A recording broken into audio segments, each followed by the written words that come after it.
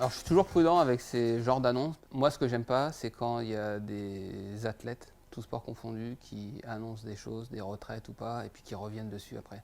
Mais raisonnablement, oui, parce que Los Angeles c'est beaucoup trop loin. Puis après peut-être que je continuerai, mais ça sera pas la même chose, ce sera pas la même saveur. C'est quand même comme une petite musique, tu vois, une petite voix derrière qui revient en disant bah, quand des matins t'as pas envie d'aller t'entraîner, quand c'est difficile, bah, tu te dis ok, je le fais pour arriver en forme, pour ça, quoi. J'essaie de le laisser à distance, mais ça reste une motivation ouais, très forte intérieure.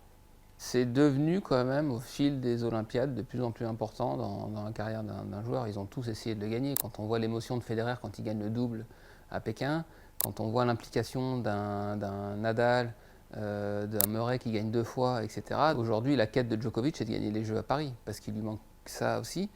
C'est vrai qu'on part de loin. 88, c'était les premiers, c'était même l'exhibition. Je crois que c'est Messire qui gagne là-bas. Et puis à chaque fois, c'est devenu de plus en plus gros. Je pense que ça dépend beaucoup de la culture sportive de chacun. Moi, j'ai grandi à l'INSEP, où le sport olympique est roi. J'ai évolué avec tous ces athlètes qui rêvaient de Jeux olympiques.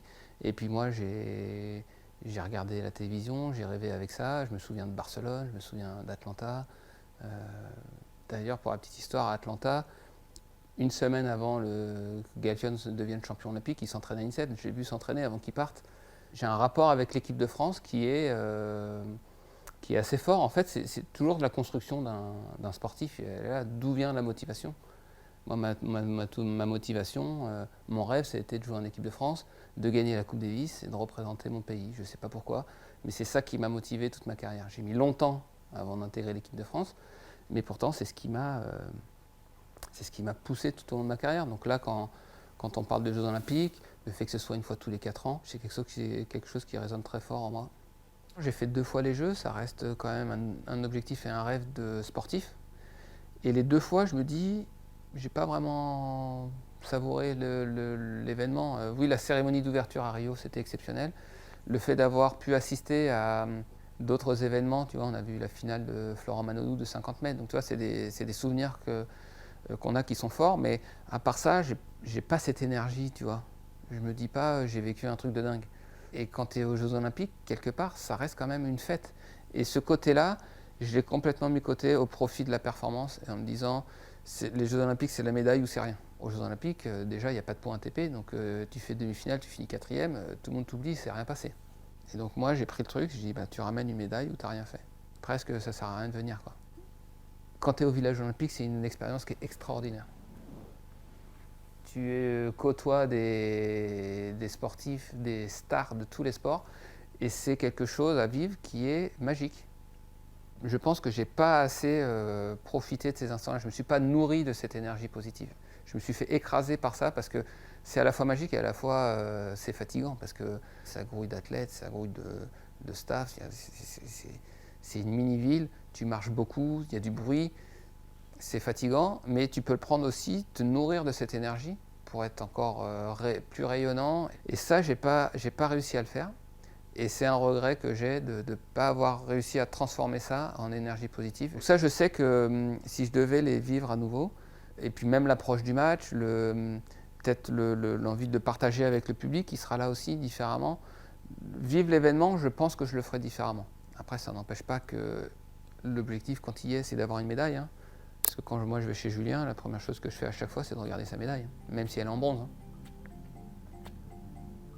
Parce que tu as envie d'en avoir une. Parce que j'ai envie d'avoir une médaille. Et après, bon, bah, si jamais ça devait arriver, j'aurais l'impression d'avoir fait le tour.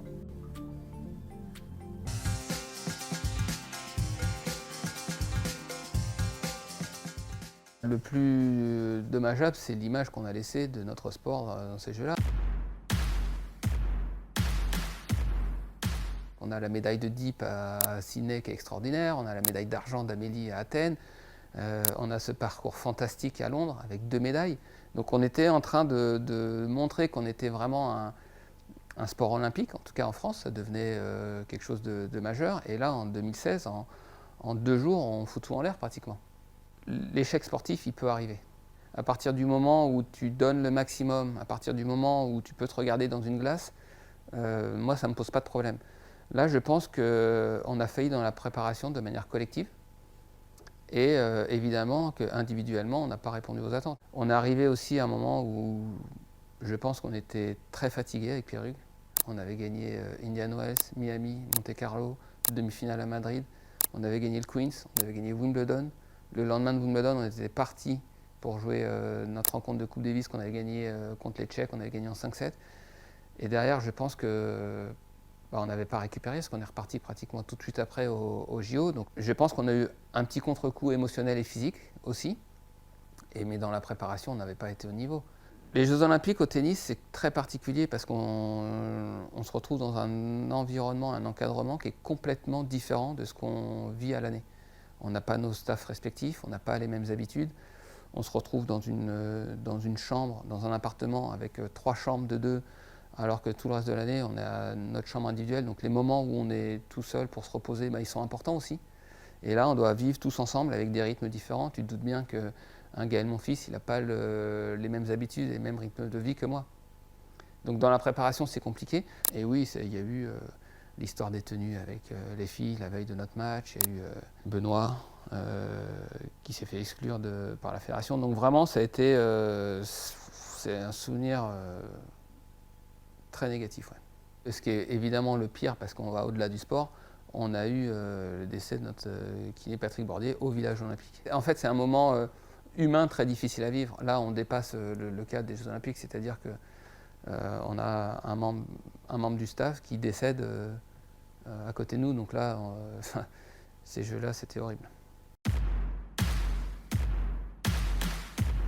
Franchement, on arrivait dans les meilleures dispositions.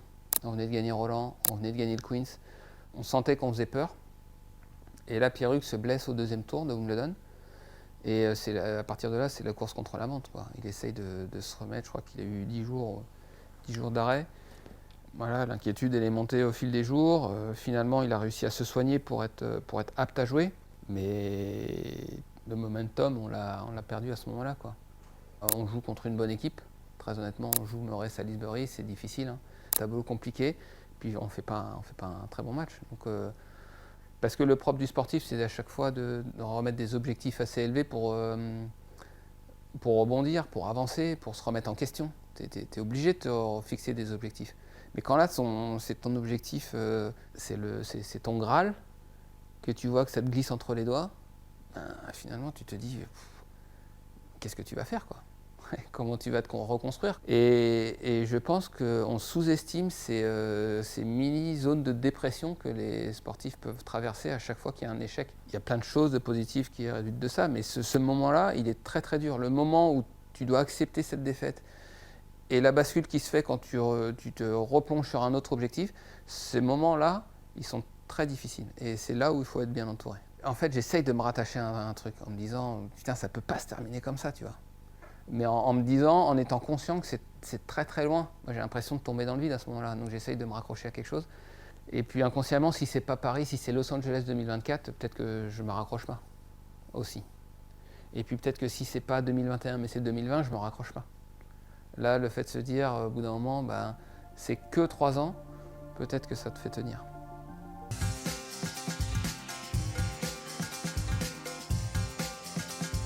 Le sport d'équipe, en tout cas le tennis pratiqué en équipe, ça a toujours fait partie de moi.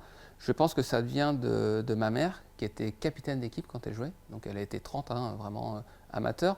Pour autant, j'ai des souvenirs des rencontres le dimanche matin où c'était à 9h dans des petits clubs où il faisait froid. Et elle avait le fait d'être capitaine de son équipe, une responsabilité. Et elle me disait, tu vois, en équipe, tu joues pas pour toi, tu joues pour les autres. Et ça, c'est resté assez gravé en moi quand j'ai joué dès les 13 ans, parce qu'on a fait la Winter Cup. C'est des événements qui, pour moi, dans la saison, étaient quelque chose d'important. On a gagné avec Paul-Henri la Winter Cup, on a fait finale en Winter Cup, gagné la Copa del Sol. Et puis chaque année, chaque catégorie, c'était quelque chose de très important dans ma saison. Très jeune, je l'ai en moi, et puis vraiment, moi, ce qui m'a poussé à jouer au tennis, c'est 91. Comme, je pense, 90% des joueurs nés dans cette génération-là. Tu en parles à Julien Beneteau, il va te dire la même chose. Cette ferveur qui accompagnait cette équipe de France, c'était tellement inattendu, tellement inespéré, personne ne croyait qu'ils allaient gagner. Et puis finalement, tu vois le truc venir, un partout, tu gagnes le double de 1, et puis là, tu commences à rêver. Tu as Yannick qui, à l'époque, voilà, c'est lui qui a fait en sorte que le tennis explose en France. Il gagne Roland en 83, il porte cette équipe de France avec un charisme qu'on n'avait jamais vu. Et puis finalement, moi je vois ça dans ma télé parce qu'il n'y avait pas les réseaux sociaux. Donc le seul moyen de suivre, c'était derrière la télé et puis les informations ou lire le journal. Mais tu sentais quand même qu'il se passait quelque chose. Et moi, quand j'ai regardé ça, donc j'ai 9 ans, je jouais déjà au tennis tous les jours ou tous les week-ends. Et là, je me dis, ben, c'est ça que je veux vivre en fait.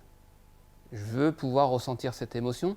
Et puis quand j'ai grandi, j'ai commencé, le tennis était un peu plus sérieux, je me suis rendu compte rapidement que individuellement, je n'aurais pas les capacités de gagner un tournoi majeur. Par contre, je savais qu'en double, j'étais capable de le faire. Et puis je me suis dit, ben, en équipe de France, je ne serai pas seul, quoi. Si je joue en double, je peux apporter un point, on peut en apporter 3, on n'aura peut-être pas la meilleure équipe du monde, mais ensemble, on peut gagner. Et surtout, j'ai envie de connaître ces émotions-là. Quand tu vois Henri pleurer, Guy tomber dans les bras d'Yannick, et puis le public comme ça, je me suis dit, ben, il n'y a rien de mieux, quoi. Puis ça arrive au moment où tu construis tes rêves aussi. À 9 ans, tu ne sais pas trop ce que tu veux faire, et moi, j'ai eu cette révélation, en tout cas cette envie profonde, et je sais qu'elle vient de là, quoi. En plus, la coupe, elle est magnifique. Quand tu regardes, très honnêtement, le saladier, elle est immense. La Coupe Davis, c'est pour moi le plus beau trophée du tennis. C'est encore très clair quand il y a Yannick qui prend le saladier, qui a son discours. Il y a tous les joueurs alignés avec la mini Coupe Davis. Enfin, pour moi, c'est les images, je m'en souviens encore très très bien, avec le public qui chante la Marseillaise, Yannick qui fait Saga Africa. Enfin, c'était n'importe quoi à Lyon. Mais j'ai ça en tête et je me suis dit, ben, ouais, je veux vivre ça. Est-ce que tu peux raconter ce que vous aviez fait avec Julien Beneteau dans votre chambre? Ça, il n'y en a pas beaucoup qui sont au courant ou qui s'en rappellent. Moi, je progresse. Lui, il est en 2e année junior. Moi, je suis en 1re année junior. On sait qu'on va jouer toute l'année ensemble en double. On a commencé le début de saison. On gagne, je crois, on gagne 2 tournois en Amérique du Sud, etc. Et très rapidement, on se dit, ben, notre objectif cette année, c'est de gagner la Galéa. On ne savait même pas si on allait être sélectionné, mais on était parmi les meilleurs Français, mais on ne savait pas trop. Et on sortait de 98, évidemment, avec la victoire de la Coupe du Monde. Et nous, on a pris un drap et on a accroché dans notre chambre à INSEP, la victoire est en nous. Voilà, le slogan de 98. Et on s'est dit, bah, nous, on va gagner notre truc aussi avec l'équipe de France. On va être champion d'Europe, gagner la galère. Du coup, on l'a gardé et puis on avait pris ce drap aussi avec nous lors de la compétition. Et puis finalement, on a gagné double décisif en quart, en demi-finale et on a gagné la compétition. Les défaites en équipe de France me touchent beaucoup plus. Aujourd'hui, quand j'ai une déception, quand je perds sur un match en Grand Chelem, je suis déçu. Mais le lendemain, j'arrive à rebondir. Je me dis, allez, je m'entraîne, je passe à autre chose. Quand c'est en équipe de France, que ce soit en Coupe Davis ou aux Jeux Olympiques, et encore plus aux Jeux Olympiques, là, tu te dis, c'est 4 ans. Enfin, en l'occurrence, c'était 3, mais tu vois pas le bout, quoi. Donc tu te dis, bah, c'est terminé. Et quand c'est terminé, faut l'accepter. Et ça, c'est dur.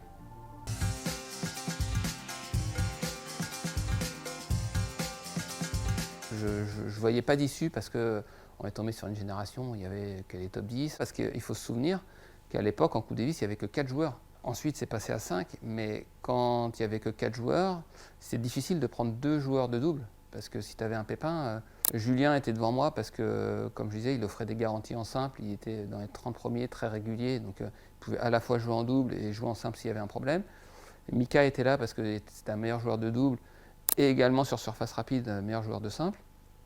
Donc même si j'étais aux alentours de la 50e place mondiale en simple et dans les 20-30, ça ne suffisait pas. Et donc à un moment donné, je me suis dit, bon je ne vais pas y arriver, quoi. Les gars ont été trop forts, le capitaine fait des choix différents. Voilà, donc il m'est arrivé de douter plein de fois, de l'exprimer plein de fois, mais pour autant de ne pas lâcher. Parce que ça, c'est bon dans mon ADN, hein, je ne lâche pas. Et puis, je me suis dit, je vais me recentrer sur des choses que je maîtrise, c'est-à-dire mon calendrier, mes performances ce que je peux faire pour être moi un meilleur joueur. Et puis, ben, on verra. Et c'est au moment peut-être où j'y croyais le moins que j'ai été appelé. Déjà, le symbole est incroyable, que ma première sélection, je l'ai avec Julien. On a grandi ensemble, lui il avait déjà une belle expérience de joueur, donc il m'a vraiment aidé. Dans cette équipe, il y avait Gilles Simon aussi qui m'a beaucoup aidé, puis j'avais comme capitaine Arnaud Clément, que j'ai pris comme modèle moi dans ma carrière, donc je ne pouvais pas rêver mieux comme première, mais inconsciemment je me disais je ne vais pas jouer parce qu'il va mettre Édouard et Bennett. Et puis finalement, je me souviens, le mercredi, Arnaud, il vient me voir dans la chambre et puis il m'annonce qu'il me fait confiance et qu'il va me faire jouer avec Julien. Donc là, j'étais hyper surpris, mais en même temps, je me suis dit, ok, donc je vais vraiment jouer en équipe de France, ça y est, c'est maintenant, quoi. Marseillaise, limite, tu as des frissons, tu as les larmes qui montent, tu as plein de choses qui passent par la tête. Et en même temps, c'est très particulier parce que tu as envie de savourer cet instant-là qui est chargé en émotions, et en même temps, tu dis, oulala, attends, reste là parce que tu dois quand même jouer un match. Et je me souviens que les premières secondes après la Marseillaise, c'est des moments qui sont difficiles. À chaque fois, je prenais le temps, je parlais soit au capitaine, soit je prenais 30 secondes avant d'aller taper la première balle, parce que pour moi, c'était très difficile. Ça a toujours été très difficile. On mène 2-7-0, et je me souviens qu'Arnaud presque nous engueule à 2-7-0. Il nous en met une en disant « Putain, c'est maintenant, les gars, ils vont réagir, le début du troisième set, il est hyper important, il ne faut pas que vous baissiez la garde, etc. » Et un discours vraiment pour nous remobiliser, enfin, pour pas qu'on sorte du match un instant, quoi. Et ce qui était incroyable, c'est qu'à chaque fois on avait un petit 15-30 à sauver, où j'avais l'impression, j'avais le cœur ici, j'avais l'impression que j'avais 3 balles de break. Enfin, c'était le premier match, on a gagné en 3-7, ça s'est bien passé. J'ai vraiment l'impression d'en avoir fait 10. C'était très très difficile et j'ai compris à ce moment-là la difficulté que c'était de jouer en Coupe Davis. Et pourtant, on a eu un match assez facile, hein. Je ne sais plus le score, mais on n'a jamais été en danger, hein. Et le souvenir que j'en ai, c'est que ça avait été vraiment. J'étais sorti de là vraiment épuisé. C'est peut-être l'une des plus douloureuses parce que le sentiment d'avoir lâché mon capitaine, de ne pas avoir été à la hauteur de sa confiance. Et pour moi, c'était très difficile d'encaisser le coup. Pour moi, hein, on n'a pas respecté l'institution et le maillot à ce moment-là avec Joe, parce qu'on n'a pas réussi à se parler. Je pense qu'il y avait quelque chose de 2014 qui n'avait pas été résolu. Moi, je n'étais pas dans l'équipe, mais il sortait d'une finale perdue contre les Suisses très douloureuse. Joe s'était blessé en finale, c'était assez lourd. Et quand il est revenu, je pense que ça, c'était pas digéré, cet épisode-là. Et donc, du coup, ça a rejailli sur cette rencontre de quart de finale. Dans la préparation, ça ne s'est pas bien passé. Je voyais qu'on n'arrivait pas à être ensemble. Je pense que inconsciemment, il se sentait plus fort ou plus rassuré de jouer avec Richard, et ils ne l'ont pas exprimé. En tout cas, on n'a pas réussi à se dire les choses entre nous, entre joueurs, pour le faire remonter au capitaine. Moi, je ne joue pas en équipe de France pour avoir une sélection et dire j'étais sur le terrain. Moi, si je suis en équipe de France, c'est pour que l'équipe de France gagne. Et à ce moment-là, je pense qu'on n'a pas tout fait pour que l'équipe de France soit au maximum. Et du coup, c'est énormément de regrets parce que et Joe et moi, sur ce match, on a senti qu'il y avait quelque chose qui n'allait pas se passer. Qu'on ne cliquait pas bien à l'entraînement, on n'arrivait pas bien à communiquer. Cette défaite a été trop douloureuse. En plus, derrière, Arnaud perd son capitanat après cette rencontre. Donc du coup, j'ai eu énormément de culpabilité après cette rencontre. Ouais. J'ai le trophée à la maison, j'ai la ligne au palmarès, mais j'ai pas l'émotion qui l'accompagne. Et pour moi, c'est pour ça que je joue au tennis, c'était pour vivre ces émotions-là. Quand on m'en parle, je dis oui, j'ai gagné la Coupe Davis, mais si je suis très honnête, avec mes émotions et mon ressenti, j'ai du mal à vraiment me sentir comme vainqueur de cette épreuve. D'ailleurs, mon nom, il n'est pas sur la coupe. On se retrouve au dîner officiel le mercredi soir. Et là, après le dîner officiel, il décide de nous parler un petit peu individuellement. Et là, pour être honnête, moi, j'avais pas vu le truc venir parce que j'essayais de me concentrer pour être le plus près possible. Et là, d'un coup, il décide de changer complètement, de mettre Pierre-Hugues et Richard et de nous sortir Julien et moi. Et donc, ça a été le choc. Moi, le mercredi, j'ai dormi 0 minute. Et quand je te dis 0 minute, c'est vraiment, j'ai pas dormi de la nuit. C'était difficile parce qu'il a fallu digérer cette déception sans le répercuter sur l'ensemble du groupe qui, lui, devait se préparer à jouer une finale de Coupe Davis. Et donc ça a été une épreuve pour Julien et moi, et je pense qu'on a réussi à le faire correctement. Moi, j'avais décortiqué toutes les vidéos qu'on avait eues, parce qu'on avait avec le staff des vidéos sur Bemelmans Delors, qui était une bonne équipe. Quand il a fallu préparer le double, j'ai essayé de donner le maximum d'infos que moi j'avais récoltées, quoi. Après, tu prends le rôle de remplaçant, parce qu'un remplaçant, l'air de rien, ça ne te fait jamais gagner une rencontre, mais par contre, ça peut t'en faire perdre. Suivant l'attitude du joueur, suivant ses états d'âme, s'il les étale sur la place publique, ça peut mettre une mauvaise ambiance dans le groupe. Et c'était la dernière chose qu'on voulait faire. Donc on a pris sur nous un maximum. C'était chaud, mais ils ont réussi à gagner le match.